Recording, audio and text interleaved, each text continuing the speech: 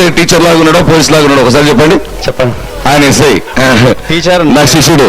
I did my T T C D Ed ఉండే, అప్పుడు private లేదు.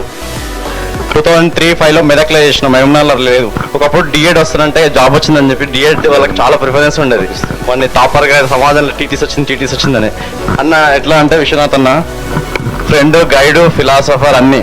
ఈరోజు గవర్నమెంట్ జాబ్ చేస్తున్నా అంటే అన్న వల్లనే. ఎట్లా అంటే ఎంబీఏ చేసినాను హైదరాబాద్ సిబిఐటిలో. ప్రభుత్వ ఉద్యోగానికి ఉండే ప్రాముఖ్యత చెప్పడం వల్ల, రోజు చెప్పడం వల్లనే ఆ గవర్నమెంట్. మా ఫ్రెండ్స్ 99% ఇండియాలో ఎవరు లేరు, అందరు బయటనే ఉన్నారు. సాఫ్ట్వేర్ కానీ, హెచ్ఆర్ కానీ, ఎంబీఏ చేస్తే హెచ్ఆర్ కానీ అందరు బయట ఉన్నారు.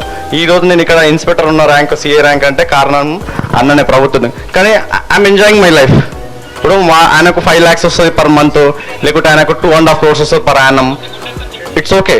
బట్ ఒక పేదవానికి మనము ఏమన్నా న్యాయం చేయాలి, జస్టిస్ చేయాలి. అది పోలీస్ వల్ల అవుతుంది, టీచర్ వల్లనే అవుతుంది. నేను చెప్పదలుచుకుంది ఒకటే పాయింట్. ఫస్ట్ టైం చూసిన నా లైఫ్లో ఎన్నో ఆత్మీయ సమ్మేళనాలలో, ఎన్నో నా 13 years సర్వీస్లో నేను ఎన్నో చూసిన. కానీ ఫస్ట్ టైం ఇట్లాంటి ప్రభుత్వ ఉద్యోగుల విజేతకు ఆత్మీయ సన్మాన సభ అనేది ఆ పదమే వినలేను ఇంతవరకు. ఎక్స్పెక్ట్ చేయలేదు ఇట్లాంటిది ఉంటుందని. ఉండడం వేరు, ఆర్గనైజ్ చేయడం వేరు, దానికి వచ్చి అటెండ్ అయ్యి మీ ఎక్స్పీరియన్సెస్ని షేర్ చేసుకోవడం వేరు. ఎంతో అభిమానం ఉంటే సార్ మీద. సార్ కొంతమంది గుర్తుపట్టలేకపోతుండు 13 years, 5 years. But you people came here to attend, to share your experiences.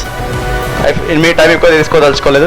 Thank you అన్న, థ్యాంక్ యూ సో మచ్. తమ్ముడు ఎగ్జిట్గా సెలెక్ట్ అయిన తర్వాత కొన్ని రోజులు జాబ్ చేసి మళ్ళీ అన్న నేను ఒక ఫోటో చూపించింది నాకు. రోజు చిన్నప్పుడు నేను పోలీస్ యూనిఫామ్ వేసుకున్నాను, నాకు ఇష్టం అన్నాడు. అది చదువుతామే వేస్ట్ అని మా రూమ్లోనే ఉండి మా అందరికి లేకుండా మొత్తం తినేవాడు, బాగా పరిగెత్తేవాడు. ఎస్ఐ జాబ్ వచ్చింది, దాదాపు 9 సంవత్సరాల సర్వీస్ కూడా అయిపోయింది. ఇతని భార్య నా శిష్యురాలు, గవర్నమెంట్ డిఎల్.